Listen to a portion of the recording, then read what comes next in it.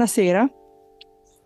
Questa sera io ho il piacere di avere una docente del Dipartimento di Economia, che è un'esperta di storia economica e peculiarmente di storia economica marittima, perché è vero che si è occupata in generale della storia economica della Repubblica di Genova nella prima età moderna, ma soprattutto negli ultimi anni ha svolto accurate e complesse ricerche proprio nell'ambito della storia economica marittima, ed è davvero la prima volta che in Accademia noi ospitiamo una relatrice con queste competenze.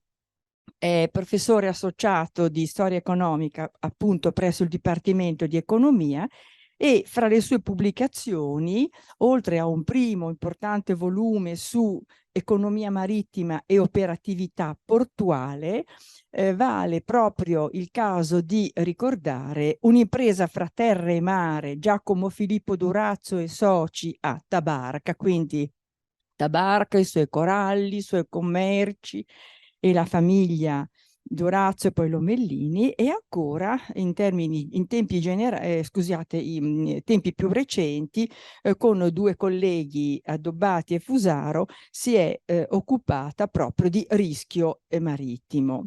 Perché questo è un tema importante e mi sembra molto attraente il tema presentato, meglio l'approccio, il taglio che Luisa Piccinno dà, perché sottolinea che cosa? Che se quello dell'incertezza e dell'alta variabilità del rischio era una caratteristica della navigazione in età preindustriale, in tempi relativamente più recenti si pensava che questo alto rischio fosse diventato una componente molto ridotta nella navigazione, e invece, proprio alla luce delle recenti crisi economiche, sanitarie e politiche, si vede che anche quella della navigazione attuale presenta delle caratteristiche che potrebbero in qualche modo avvicinare questo tipo di economia, questo tipo di andar per mare, questo traffico di persone e beni e merci a un'età preindustriale. Ce lo dirà meglio questa sera lei. Grazie. Grazie professoressa Rollandi, ringrazio l'Accademia e il suo presidente per questo invito, e per me è un onore innanzitutto ed è un grande piacere parlare di questi temi, perché finalmente ho tempo e occasione di diciamo dare conto delle mie ricerche, che sono quelle poi che mi appassionano di più. Spesso il tempo si dedica a cose molto meno piacevoli, interessanti, diciamo. Allora, l'ambito mio delle ricerche nasce in realtà da un progetto europeo che è durato 5 anni, al quale ho partecipato insieme ad altri colleghi, ne vedo alcuni qua, quali Andrea Zanini, Antonio Iodice, che era proprio basato sul rischio di mare, su uno degli strumenti di gestione del rischio di mare di cui vi parlerò, e non voglio anticipare troppe cose. Costola di questo progetto sono due progetti invece che partiranno ora a breve, quindi questi studi vanno avanti perché il materiale da analizzare, da studiare, i fenomeni da comprendere sono molteplici. Sono due progetti finanziati dal Ministero dell'Università, uno dei due con i famosi fondi PNRR, quindi siamo riusciti anche ad attirare l'attenzione, diciamo, del governo italiano, che deve impiegare questi fondi anche in tempi rapidi. Quindi diciamo ci sarà un seguito, questo per farvi capire. Allora, farò una prima parte più, tra virgolette, tecnica, cercando di non renderla eccessivamente noiosa e complessa, e una parte più narrativa, che spero quasi quasi forse vi farà divertire, diciamo, perché già non sta andando. Ok, allora, alcuni autori, e ne cito uno francese, Grenier, nel 1996, in uno scritto piuttosto interessante, definirono l'Ancien Régime, quindi l'epoca moderna, come le monde de l'incertitude, il mondo dell'incertezza. Sotto il profilo economico, il clima di incertezza determinò da parte degli operatori economici l'adozione e la ricerca di strategie volte ad affrontare la situazione, sia a livello individuale che a livello collettivo. All'epoca fenomeni quali terremoti, tempeste, alluvioni, epidemie erano anomalie che possiamo definire normali, cioè molto frequenti. Come sappiamo, il clima imprevedibile impattava sulle rese agrarie, ma impattava anche sulla navigazione e sul commercio, con la differenza che la navigazione e il commercio erano anche sottoposti a molteplici pericoli derivanti dall'azione umana: pirateria, depredazioni belliche, frodi, abusi di potere e quindi ad esempio sequestri. Un altro elemento interessante però è che nel corso del tempo e in realtà già in tarda età medievale, al concetto di incertezza tuttavia si affiancò e progressivamente sostituì il concetto di rischio, utilizzando a questo riguardo la distinzione teorizzata da un noto economista che è Frank Knight, americano della scuola di Chicago, scuola che ha visto diversi premi Nobel. Secondo Frank Knight, quindi, c'è una differenza. Il rischio è un qualcosa di calcolabile e nei confronti del quale si possono adottare strategie e strumenti per ridurlo o per limitarlo. L'incertezza è un qualcosa che riguarda la vita di tutti i giorni, contro la quale ci si può solo affidare al fatto, sostanzialmente, sperare che qualcosa non avvenga e non comporti eccessivi danni. Quindi nel momento in cui il concetto di rischio inizia a affermarsi, ed è un termine che compare per la prima volta in Toscana intorno al XIII secolo, si diffonde poi e nasce col termine neolatino risicum, in volgare risico, poi man mano inizierà a essere tradotto in altre lingue, si diffonde nel contesto europeo tra XVI e XVII secolo. E si diffonde come mai? Grazie all'affermazione, alla progressiva diffusione della pratica assicurativa, che diventa uno strumento utile a cautelarsi nei confronti del rischio. Come sappiamo, l'assicurazione nasce proprio nel contesto marittimo, quindi le prime forme di assicurazione che si sviluppano sono le assicurazioni marittime. Solo però a partire dal XVIII secolo, grazie allo sviluppo del calcolo statistico, il rischio iniziò a diventare sufficientemente prevedibile e in qualche misura quantificabile. Inizia un passaggio della conoscenza che si evolve anche nel secolo seguente e che giungerà a compimento con lo sviluppo delle scienze attuariali. Quindi è un processo graduale che ha l'obiettivo di calcolare in maniera sempre più precisa il rischio e cautelarsi quindi nei confronti dello stesso. Per studiare questo fenomeno e soprattutto per studiarlo per quel che mi riguarda e che riguarda i colleghi che lavorano con me relativamente all'epoca preindustriale, sicuramente, come vedete nella slide, il mare è da sempre considerato l'ambiente rischioso per eccellenza.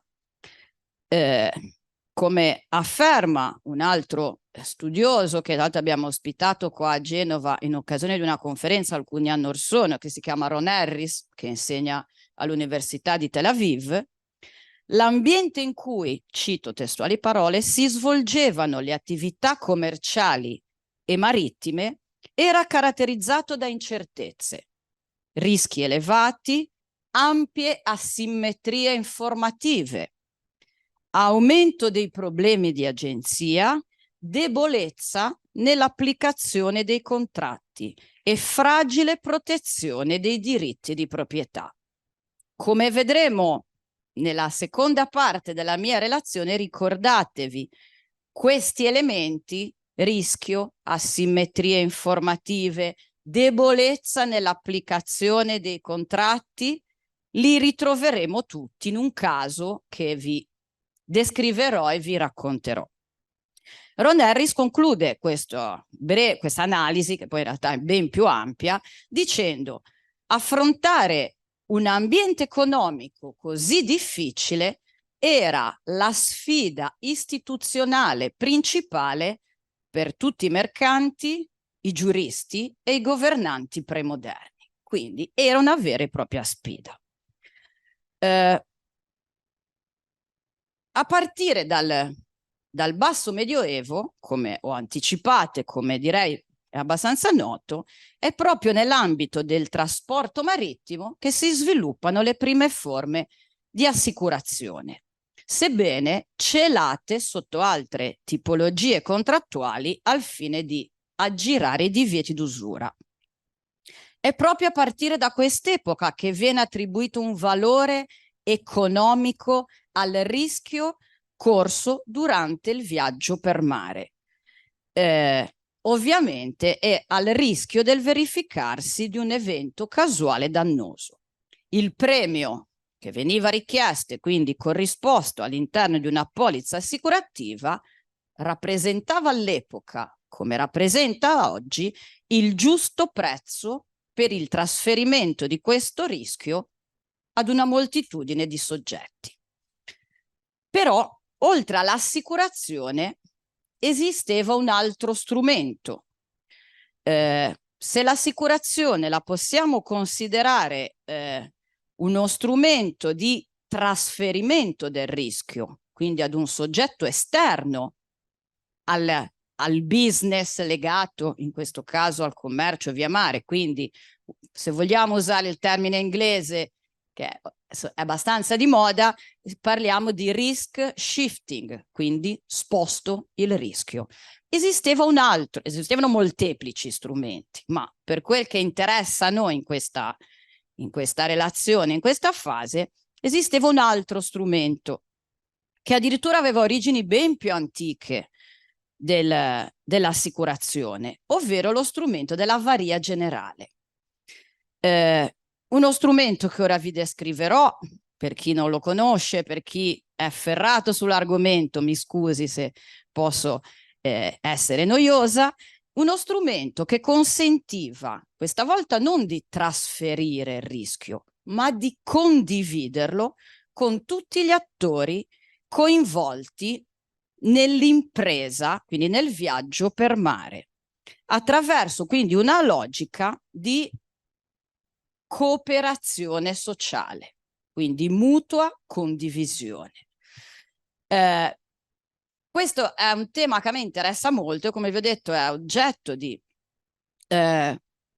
progetti che stanno per partire, perché quello che io ora cercherò di fare e che stiamo cercando di fare, in particolare mi rivolgo a un giovane studioso che vedo seduto là dietro che lavora insieme a me, è cercare di confrontare questi due strumenti attraverso analisi di dati. Qua vedrete un sacco di informazioni, ma vedrete soprattutto le indicazioni relative a due database nei quali noi stiamo da un bel po' di anni, avendo iniziato col progetto europeo, inserendo dati relativi.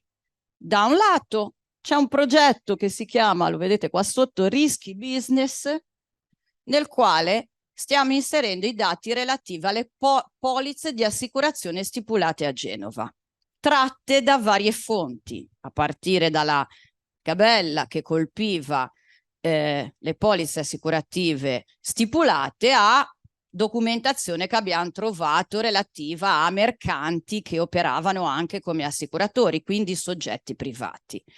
E questo progetto non riguarda solo Genova, ma di questo ci occupiamo noi e il lavoro che stiamo facendo appunto è da un lato inserire dati qua e ce ne sono a migliaia con ancora tanti buchi, il lavoro durerà anni.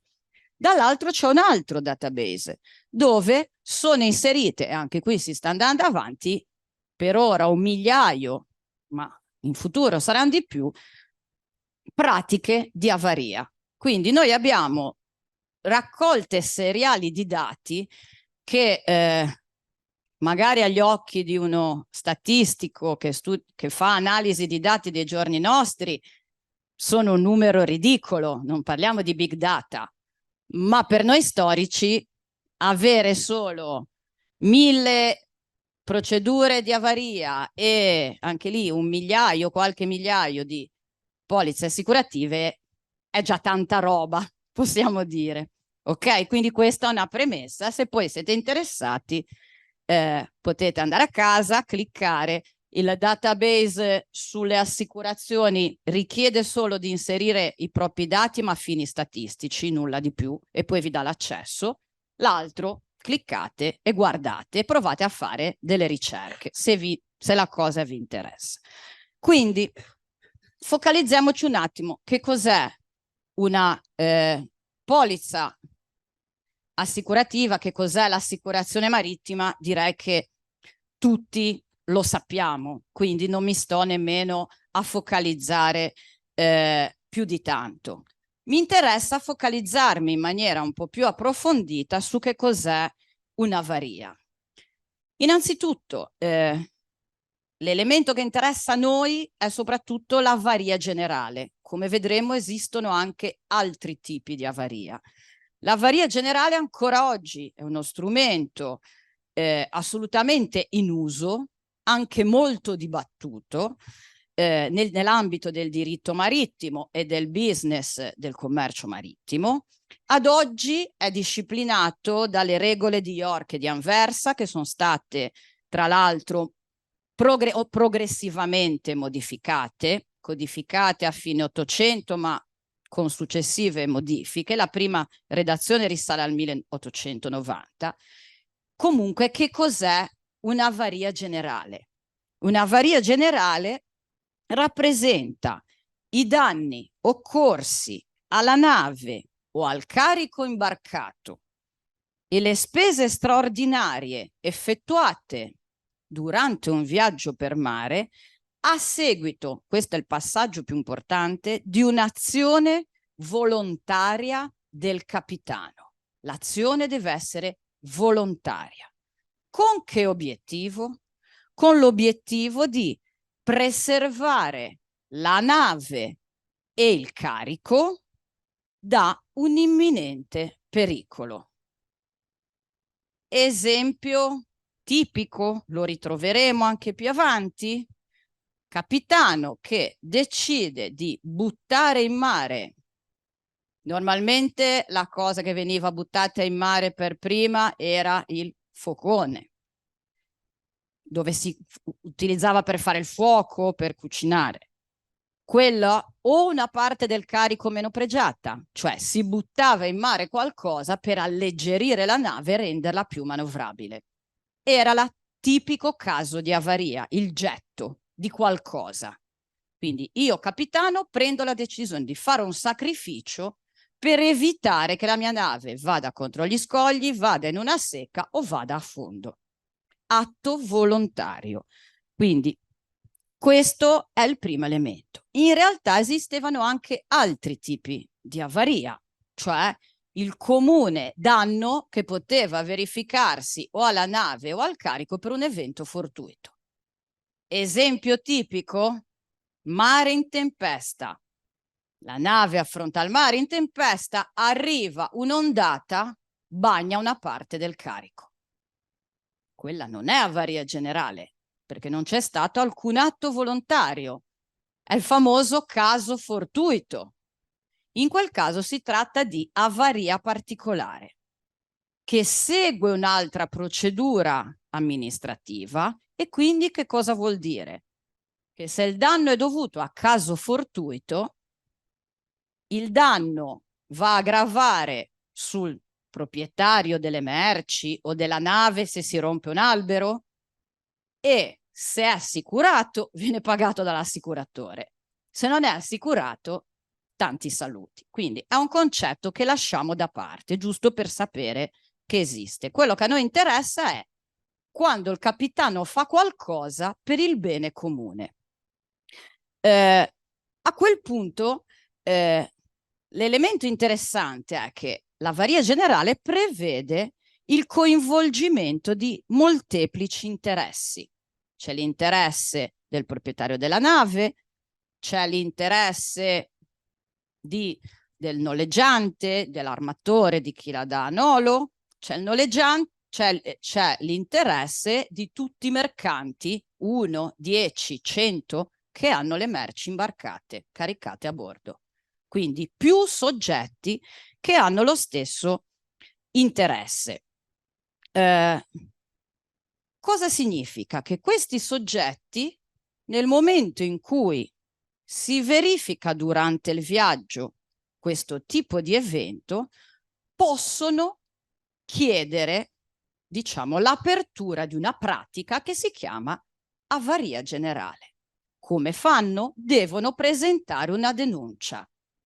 Con che obiettivo? Con l'obiettivo di condividere, quindi frazionare il danno subito fra tutti i soggetti coinvolti. Quindi torniamo al caso che ho citato prima. Il capitano getta una parte del carico, X sacchi di grano, ma li getta per il bene comune.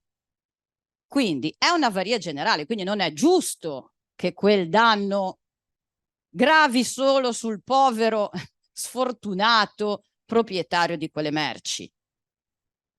Sacrificio per il bene comune. Quindi divisione fra tutti. E quindi capite perché quando si parla di assicurazione si parla di risk shifting, trasferimento.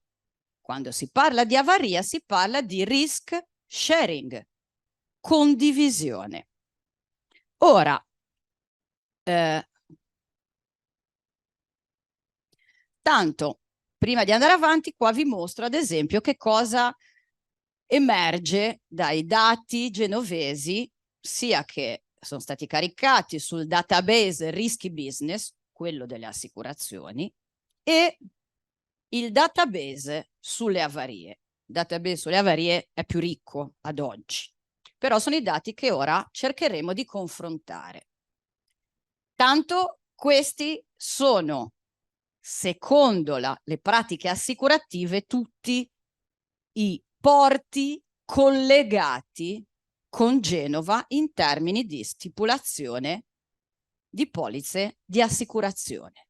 Quindi polizze di assicurazione stipulate a Genova che riguardano, come vedete, trasporto di merci tra 5 e 600, non solo nel Mediterraneo, la cartina manca un pezzo, anche su verso il nord Europa. I dati sulle avarie, come vi ho detto, sono più ricchi. Qua bisognerebbe fare un ingrandimento in alcuni articoli che abbiamo pubblicato, poi questa cartina è suddivisa per aree, però guardate la densità dei collegamenti e dei rapporti commerciali che avevano come terminale il porto di Genova. Questi sono i dati relativi in particolare al XVII secolo. Ci sono migliaia di pratiche di avaria che sono ancora in archivio di Stato e che dobbiamo ancora catalogare e inserire qua dentro, cercando di andare avanti. La documentazione relativa alle avarie è molto ricca. È molto ricca perché una denuncia di avaria veniva presentata normalmente nel primo porto che la nave toccava una volta che si era verificato l'incidente. Infatti si chiamava consolato o testimoniale. Consolato, in realtà non è che il consolato si chiamava così perché era presentata all'estero e il testimoniale no. I termini si coincidono e si confondono. Comunque veniva presentata all'autorità competente, veniva presentata una denuncia che veniva sigillata, siglata e la busta chiusa, nel caso la nave fosse diretta a Genova e gli interessi fossero a Genova, arrivava chiusa a Genova. Questo per farvi capire. La busta con questo testimoniale veniva presentata all'autorità competente. A Genova, per un lungo periodo, furono i conservatori del mare, una magistratura che operava a livello locale.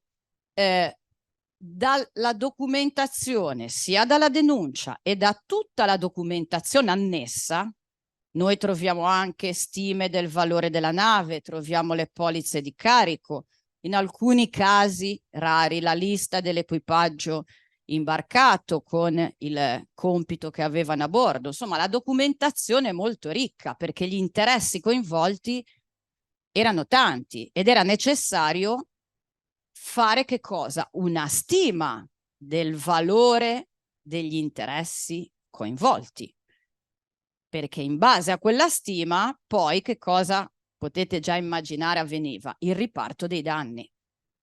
Io rischiavo, il mio capitale valeva 100, se quella che vedremo è l'aliquota di contribuzione era l'1%, io pagavo il danno per l'1%. Quindi c'è l'1%, cioè quindi era una cosa proporzionale. Quindi documentazione ricca dalla quale noi riusciamo a ottenere molte informazioni.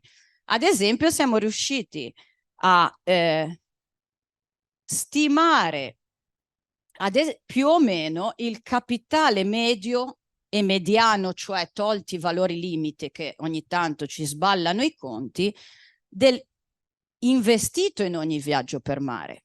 Quanto costava, quindi, o quanto i soggetti economici investivano complessivamente nel viaggio per mare, al di là di alcune cifre limite, mediamente, nella mediana siamo più o meno intorno alle 100.000 lire genovesi, più o meno. La maggior parte del valore derivava dal valore del carico, perché le navi tra l'altro erano spesso vecchie e scassate e quindi poi negli anni non avevano poi un grande valore. Quindi il grosso era il valore del carico. Questo è uno dei dati, ad esempio, che possiamo tirare fuori da questo tipo di studi. Come vi ho detto, possiamo calcolare il valore del capitale investito, ma che è uno degli elementi che possiamo chiamare poi valore della massa contribuente. Quindi abbiamo il totale del capitale investito con una serie di regole che vi tralascio. Tipo la nave, sappiamo il valore intero ma contava per la metà, ad esempio. Il nolo a seconda di quando si era verificato l'incidente, se nella prima o nella seconda parte del viaggio. Lasciamo da parte. Comunque noi abbiamo il valore del capitale investito, abbiamo il valore dei danni, danni divisi per il capitale investito uguale aliquota di contribuzione. Che cosa abbiamo fatto noi?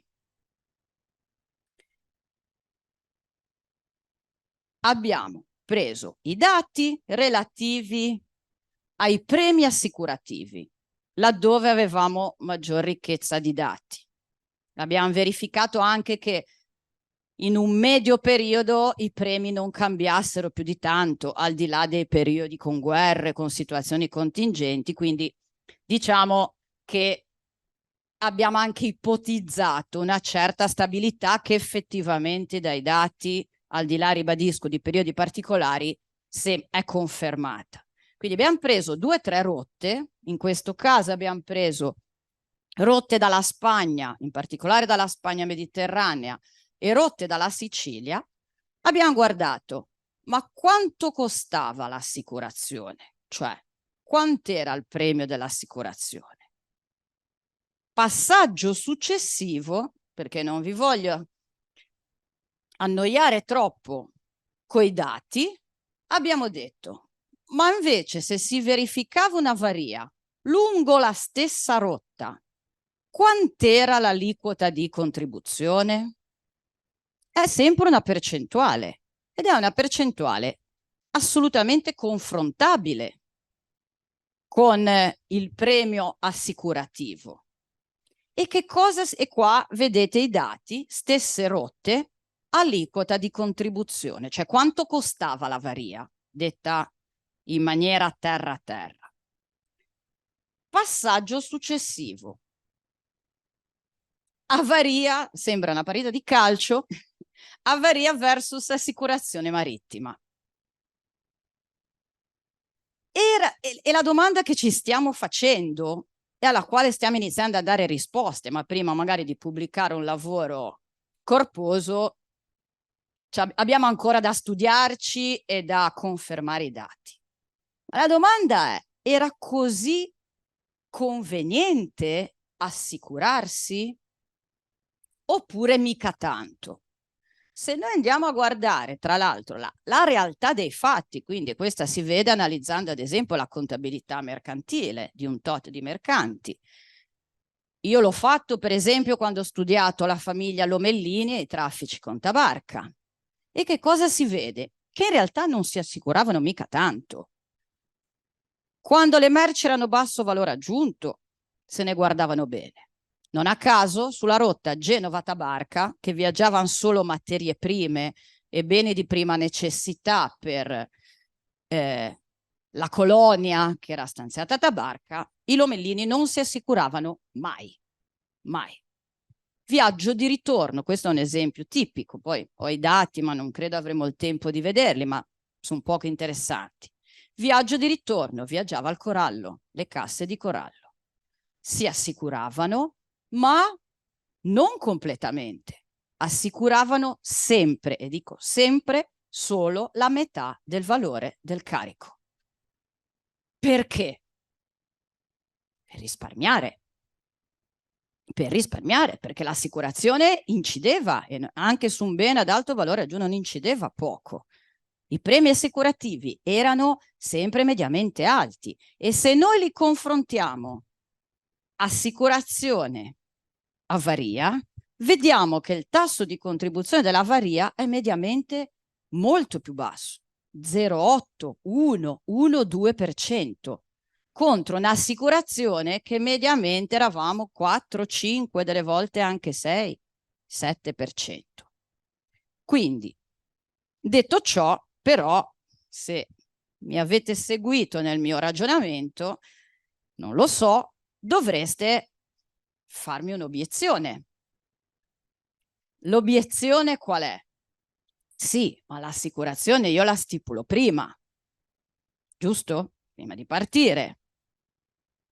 È uno strumento ex ante. L'avaria è uno strumento che interviene dopo, ex post. Quindi, io mercante, che cos'ho? La sfera di cristallo? No, ma io mercante, nonostante le asimmetrie informative di cui abbiamo parlato all'inizio, non ero propriamente stupido. Che cosa sapevo innanzitutto? E nel caso genovese, per il quale ad oggi è l'unico caso per il quale a livello europeo con la nostra ricerca sono stati raccolti più di 1000 dati. Siamo gli unici. Che cosa abbiamo dimostrato? E l'aveva già dimostrato il professor Felloni, che ha iniziato a studiare queste cose, poi lasciandole da parte per dedicarsi a San Giorgio. Che cosa ha dimostrato Felloni? Che cosa abbiamo dimostrato noi con migliaia di dati? Che tra il 40 e il 60% delle navi che arrivavano a Genova dichiaravano avaria. Questo che cosa significa? Significa che il mercante sapeva benissimo che aveva, diciamo, il 50% delle possibilità che in caso di danno questo si ripartiva fra tutti. E qual è il risultato? Il risultato è che gli conveniva non assicurarsi, tranne quando casi estremi, naufragio, cattura da parte dei pirati, ci sono dei casi estremi. Ma tranne questi, il mercante sapeva, o l'armatore sapeva benissimo che tanto la cosa che emerge da questi studi, che poi ci fanno vedere che cosa, che tipo di danni si subivano durante il viaggio. I danni tendenzialmente, tranne casi limiti, erano comunque molto limitati rispetto al capitale investito.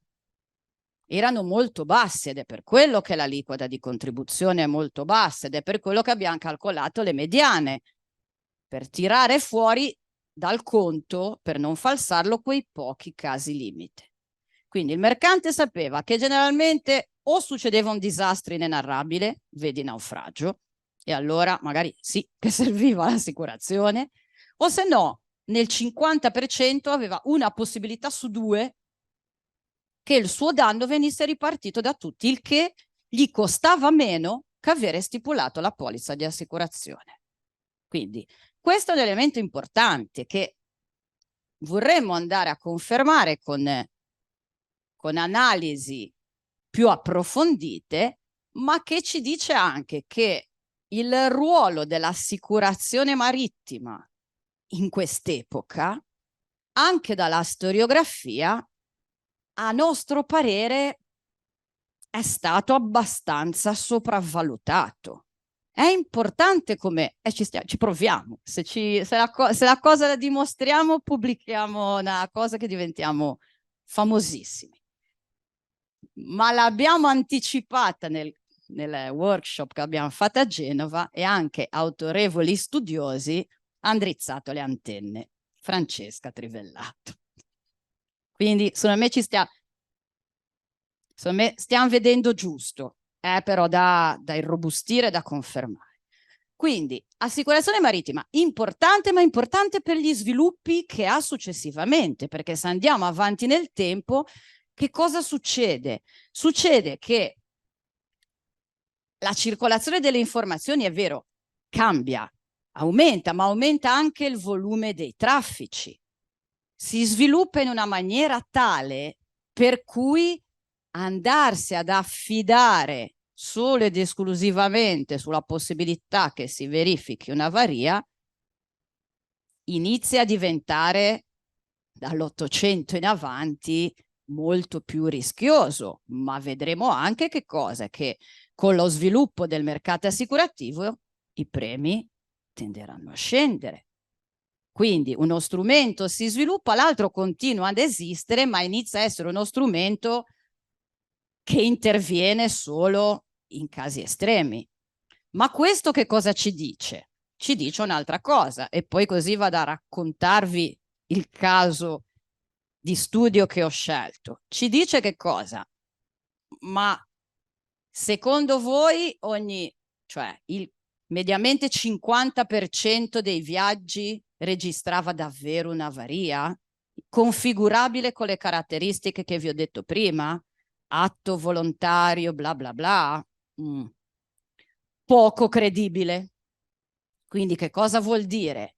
Che 9 su 10 il capitano, ogni volta che succedeva qualcosa, cercava di spacciarla per avaria generale. Come? Con racconti tra i più fantasiosi, uniti a testimonianze, qua al ruolo dei testimoni, di soggetti che erano a bordo che sposavano perfettamente la sua tesi. In alcuni casi gli andava male, i conservatori del mare gli rigettavano la richiesta. Gli dicevano no, questa non è un'avaria generale, è un'avaria particolare. Ma se lui era convincente, se i testimoni confermavano, eccetera, eccetera, 9 su 10 gli andava bene in quest'epoca. Quindi è per quello che era così diffusa. Cioè c'è proprio una logica, ma una logica dietro la quale si nasconde che cosa? Frodi di ogni tipo, o quantomeno sospetto di frodi di ogni tipo. Questa, vabbè, per fare vedere, si capisce poco, è uno dei documenti dell'archivio di Stato, dove c'è la data, il nome del capitano, tutte le informazioni e soprattutto i testimoni, che ora vedrete che hanno un ruolo chiave, e tutta la descrizione dell'evento. Alcune volte il documento è un paio di paginette, alcune volte, come Antonio ha trovato nello studio dei documenti d'archivio, sono decine di pagine con i racconti più fantasiosi. Qua, sempre questo dal lavoro di Antonio, il ruolo chiave dei testimoni, che poteva essere il Nostromo, un passeggero a bordo, un mercante, un calafatto, erano i più disparati, o anche se approdava in porto qualcuno che passava di lì. Ok? E questo è il caso che vi voglio raccontare, che evidenzia, e per chiudere, che evidenzia anche l'imprevedibilità del viaggio per mare. È il caso di un'avaria dichiarata da un patrone genovese che è Aloisio Losardo. Ve la sintetizzo. 25 novembre 1697. Losardo si trova a Portopino o Portospino sull'isola di Maiorca, dove si è recato per caricare olio da trasportare a Genova sulla sua tartana Nostra Domine dell'Acqua Santa.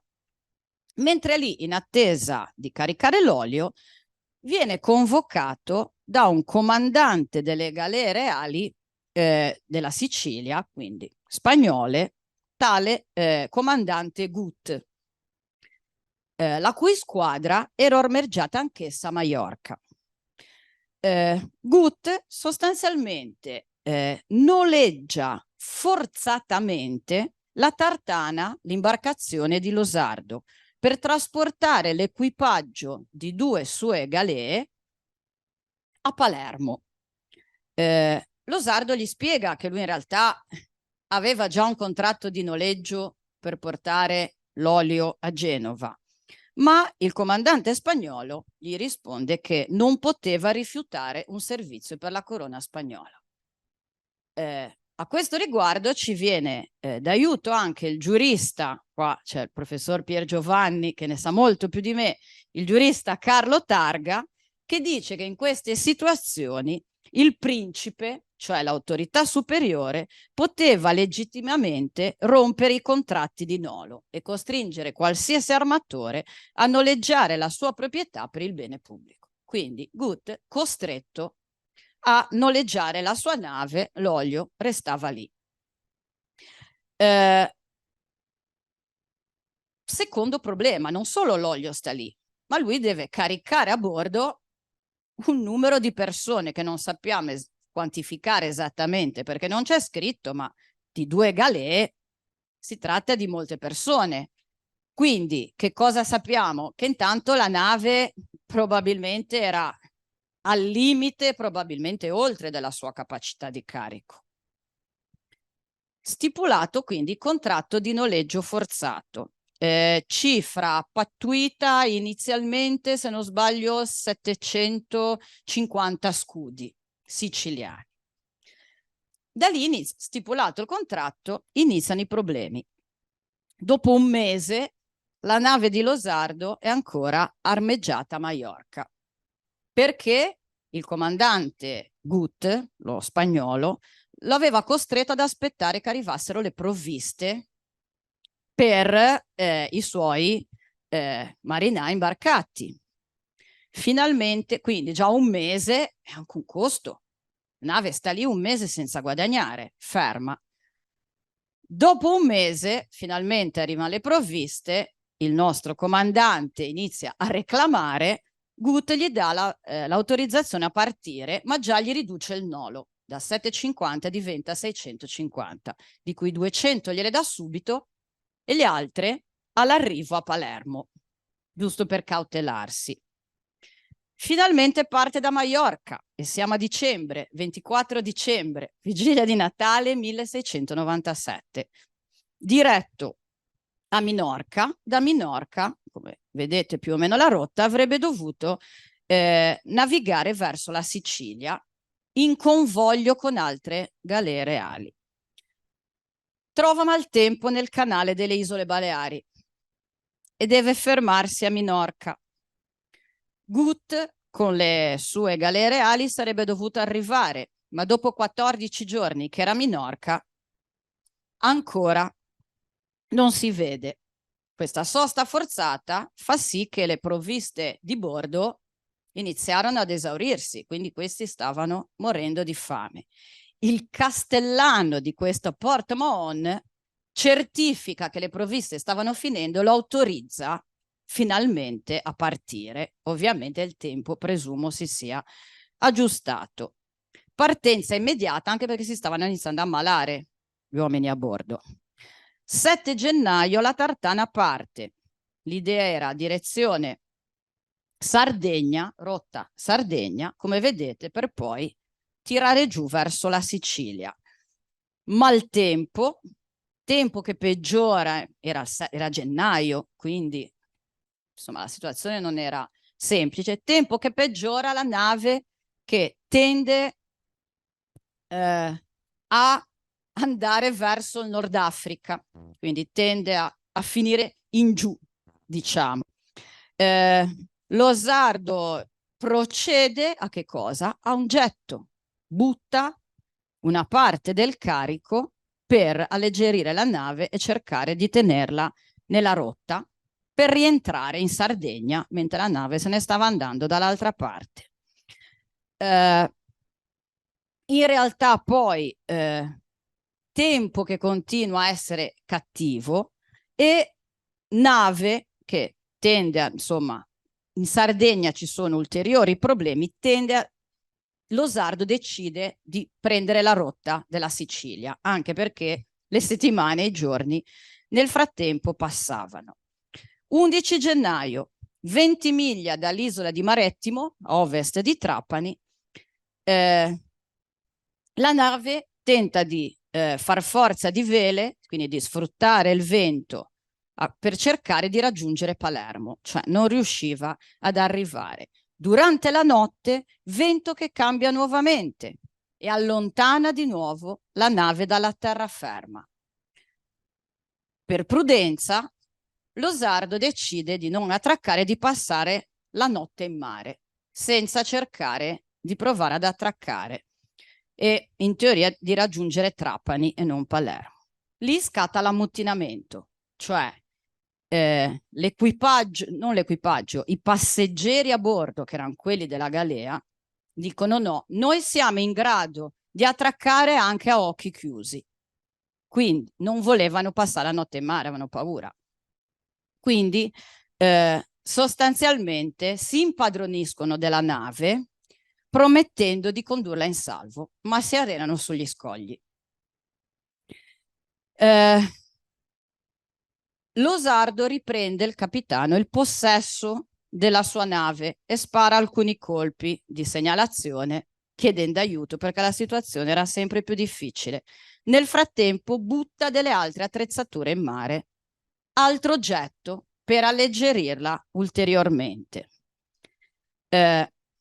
Situazione tesa a bordo, non chiarissima. Questi passeggeri che avevano cercato di fare l'ammutinamento, probabilmente anche lì spaventati delle conseguenze o che decidono di salire sullo schifo, sull'imbarcazione piccolina che era sempre trainata dall'imbarcazione più grossa per raggiungere terra. Fanno naufragio, muoiono. Fine della storia.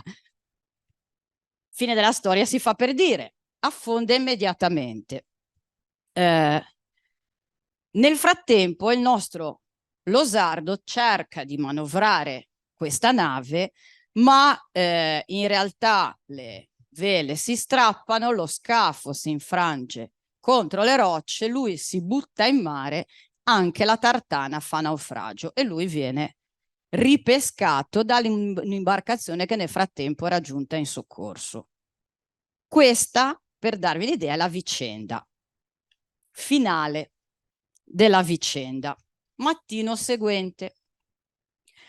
Lupo era un capitano genovese che aveva accolto a bordo il nostro malcapitato. Aiuta il nostro malcapitato Lo Sardo a tornare sul relitto per cercare di salvare il salvabile, che era ancora in vista, e soprattutto recuperare i documenti di bordo e cassa che doveva contenere del denaro. Peccato che, sempre in base a quel che dichiara, il forziere era stato aperto durante la notte ed erano svaniti beni per un valore di circa 350 pezzi da 8 reali, 1750 lire genovesi. 2 marinai dichiarano di aver potuto salvare solo un sacchetto di 10 scudi sardi, forse parte del pagamento che avevano ricevuto dal capitano spagnolo delle galee. I beni del nostro losardo, i beni che i marinai avevano a bordo erano tutti andati persi. E guarda caso era andato perduto il giornale di bordo e tutti i documenti relativi al carico. Quindi era comunque difficile quantificare i danni. Ma lui ha presentato lo stesso denuncia di avaria. In questo caso non sembra con l'obiettivo di ripartire i danni, ma come minimo intanto di dare la colpa di tutto quello che era successo agli spagnoli e del casino che avevano combinato. Secondariamente di non rischiare probabilmente guai per la morte di quelli che erano saliti sulla barchetta cercando di fuggire. Cosa interessante è la coincidenza della dichiarazione del capitano con quella dei suoi marinai, e i marinai dichiarano le stesse identiche vicende anche in momenti in cui il capitano non c'era, perché era stato tirato a bordo dell'altra barca che passa, cioè si erano palesemente messi d'accordo. E nell'accordo c'è anche una dichiarazione di uno dei soldati delle galee, tale Michele Onofrio Silvera, che ed è la cosa più interessante, afferma di essere stato in parte sotto coperta e in parte sopra. Racconta che i suoi compagni piangevano alla notizia di essere diretti verso la costa barbaresca. Quando la barca stava scarrocciando in Nord Africa, i suoi compagni piangevano. Per paura di venire poi catturati dai pirati barbareschi, mentre invece i marinai della Tartana, dell'imbarcazione del nostro capitano genovese, piangevano quando la nave si allontanava dalla costa della Sicilia perché non riusciva ad attraccare. Insomma, c'è tutta una descrizione molto piangevano tutti. Secondo me piangeva lui perché aveva perso l'imbarcazione, non aveva guadagnato niente e rischiava anche che lo mettessero dentro per la morte del personale che aveva a bordo. Questo per dirvi quanto questa documentazione ci può raccontare. Finito.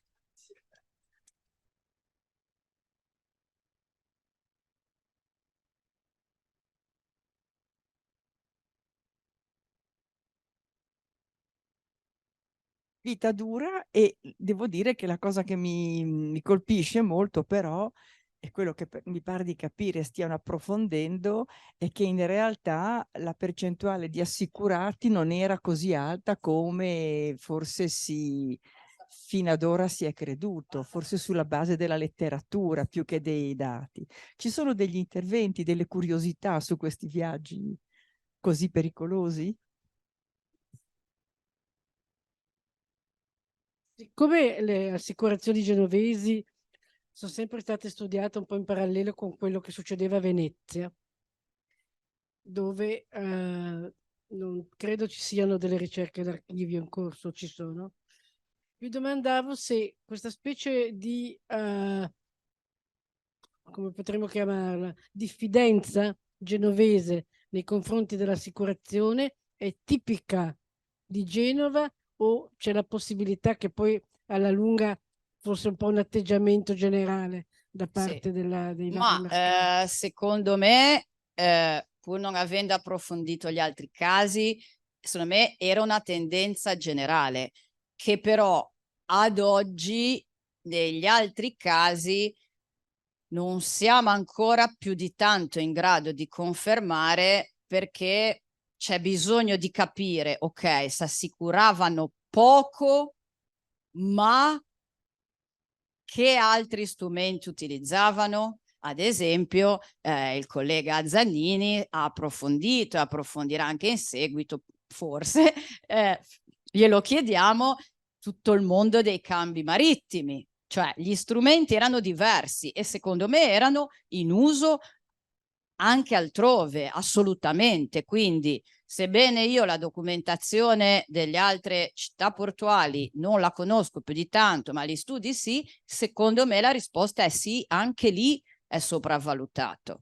E basta, secondo me, veramente andare a analizzare la contabilità di X mercanti e si vede che spesso e volentieri non si assicurano. E però uno si deve chiedere perché. Ma non si assicurano e corrono del tutto il rischio. Un conto è non assicurarsi e correre completamente il rischio. Un conto è sapere che ci sono tutta una serie di altri strumenti che ad oggi non sono stati indagati né in quanto tali. Noi le avarie all'inizio le abbiamo studiate per i fatti loro, abbiamo studiato come funzionavano e che cos'erano all'epoca. Ora abbiamo allargato l'ottica e vedere come questi strumenti interagivano. E allora lì, secondo me, la risposta è non solo si assicuravano poco perché costava tanto e quindi non era conveniente, ma perché si tutelavano in altre maniere e lo sapevano benissimo, perché la circolazione delle informazioni c'era. E a mio parere, ma questo è un mio parere, però abbastanza comprovato, di nuovo, studiando la contabilità di qualche mercante genovese, che cosa si vede? Che faceva il mercante e quindi occasionalmente si assicurava, ma spesso faceva anche l'assicuratore. Ma che cosa si vede dalla sua attività di assicuratore? Che 9 su 10 non guadagnava niente. Era o in pari o in perdita, quasi sempre. E allora la domanda è, ma era scemo? Ma perché faceva l'assicuratore se non guadagnava niente?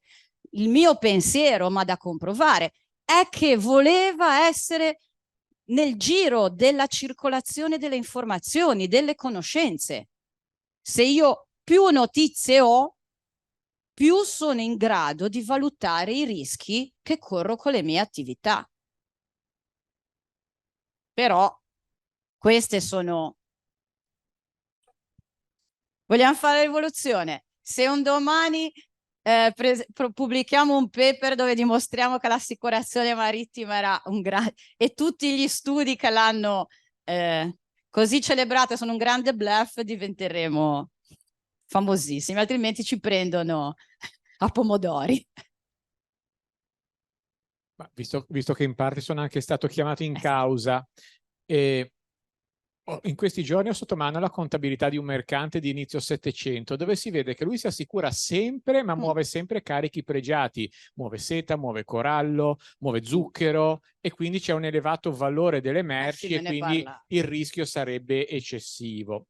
Fa anche l'assicuratore e la cosa che mi ha divertito è che lui ha un conto all'interno delle contabilità dedicate alle assicurazioni, dove lui considera l'utile o la perdita tra i premi incassati per le assicurazioni stipulate, no? E i premi che lui paga sulle assicurazioni quando stipula.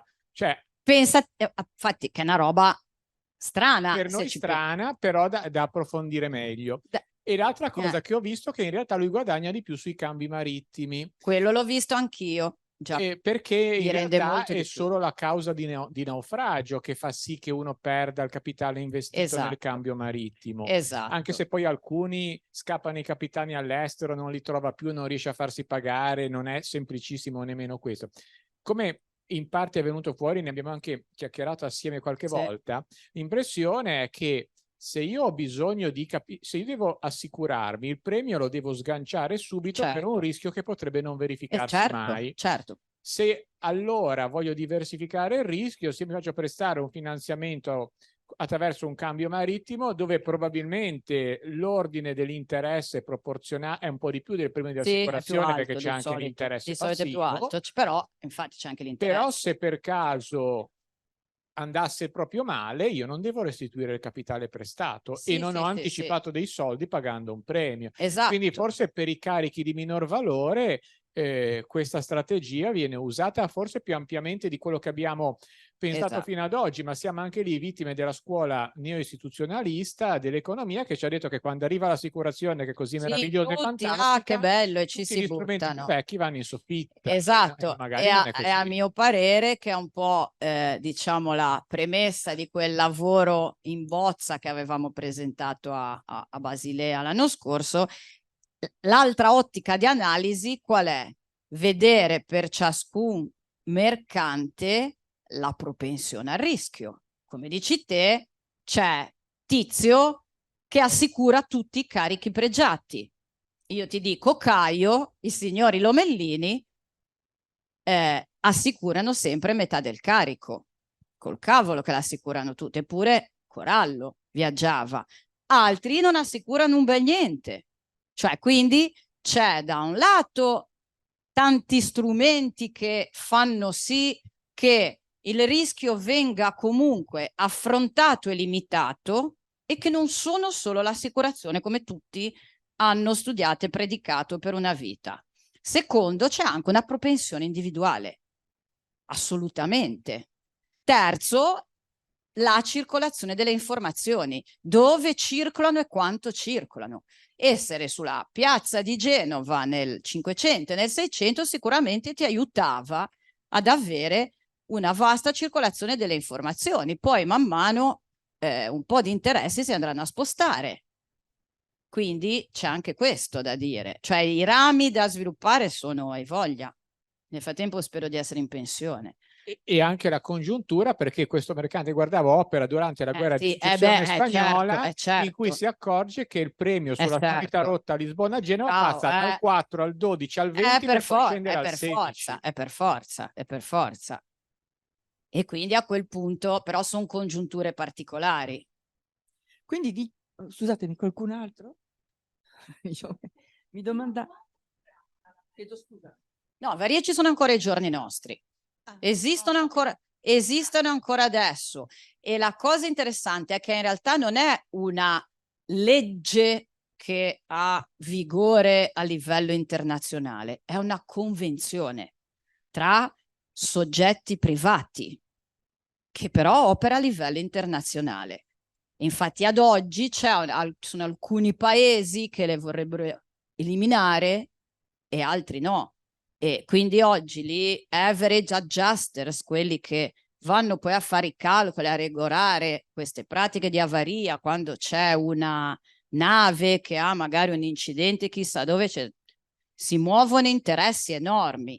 E c'è anche, ovviamente, poi non è che uno esclude l'altro. Cioè io posso anche assicurarmi nel momento in cui subisco un'avaria, il mio danno e il mio capitale che ho assicurato è 100, io assicuro 100, il mio danno a carico mio dell'avaria è 10, se io mi sono assicurato interamente l'assicurazione paga 10, cioè non è che sono in antitesi, però questo non succede poi così di frequente. Oppure io ho un danno di 10 ma mi sono assicurato solo per il 50%, il mio danno di 10 viene pagato dall'assicurazione 5. 5 viene pagato, 5 me lo pago io. Tanto limito i costi e limito il danno, fondamentalmente. Un sistema che esiste assolutamente ancora adesso. Prego. Sull'importanza dell'essere informati. Quindi sicuramente la piazza di Genova innanzitutto. Domanda, ma i consolati avevano una funzione importante oppure diventava secondaria rispetto al tam tam che c'era da un porto all'altro e da un comandante all'altro? Ma secondo me sicuramente avevano un ruolo, secondo me cioè ogni tipo di informazione secondo me aveva un ruolo assolutamente chiave, cioè spesso i mercanti quando andavano a operare in una piazza estera poi c'era la nazione con il proprio console e lì la circolazione delle informazioni anche sulla piazza estera era assolutamente significativa, quindi secondo me assolutamente sì, cioè non ne ho dubbi al riguardo. Poi da lì avere tracce precise, ce ne passa. Sì.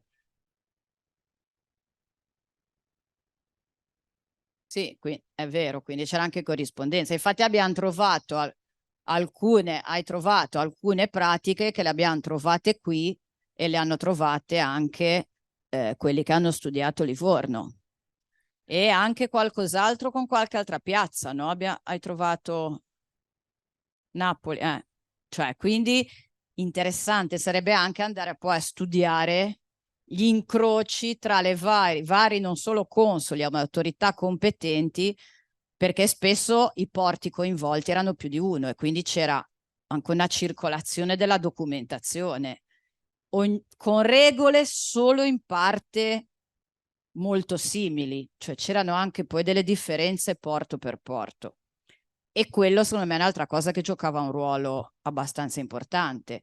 Dichiaravi avaria lì, ti contavano un lolo, là invece te lo contavano per un terzo, là non te lo contavano, e cavolo, c'è differenza. Se io posso scegliere in base a che tipo di interesse ho, vado dove mi conviene di più.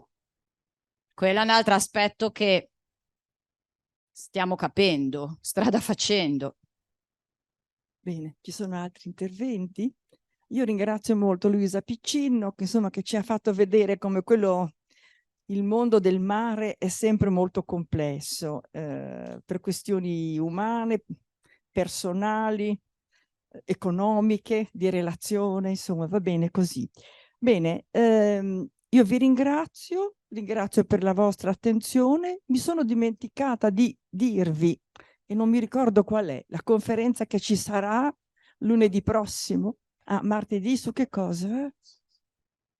Ecco, martedì alle ore 17, 16:30, inizierà il primo di molti incontri legati a un seminario permanente sulla transizione ecologica, quindi la settimana dedicata alla classe di scienze, ma che in realtà riguarda assolutamente tutti noi. Ci dovrai dare il contributo scritto, sai che ti tocca. Grazie a tutti, grazie ancora, grazie.